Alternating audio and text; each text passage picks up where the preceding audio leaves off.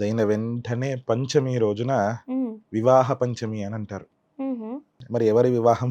అదే అండి. అందుకే అడిగాను. వివాహ పంచమి అనేది నేను ఎవరికైనా సరే హ్మ్. భార్యాభర్తలు అనేటప్పటికీ అందరికీ 2 ఇద్దరు దంపతులు గుర్తుకు వస్తారు. హ్మ్. ఒకటి శివపార్వతులు. హ్మ్. ఆ నెక్స్ట్ ఇంకెవరు? సీతారాం అంటాం. వారి పెళ్లి అయినటువంటి రోజు హ్మ్. మార్గశిర శుద్ధ పంచమి. సీతారాముల ఓహ్! కళ్యాణం జరిపించేది ఇప్పుడు ఇప్పటికీ కాకపోయినా కానీ జరుపుతారా అండి? ఖచ్చితంగా ఉత్తర భారతదేశంలో ఆ రోజునే ఓహ్! ఆచరించేది. మీరు అయోధ్య గాని, హ్మ్. లేకుంటే జనక్‌పురిలో గాని చూస్తే హ్మ్. ఖచ్చితంగా ఈ మార్గశిర శుద్ధ పంచమి, వివాహ పంచమి రోజే ఆచరిస్తారు. ఓహ్!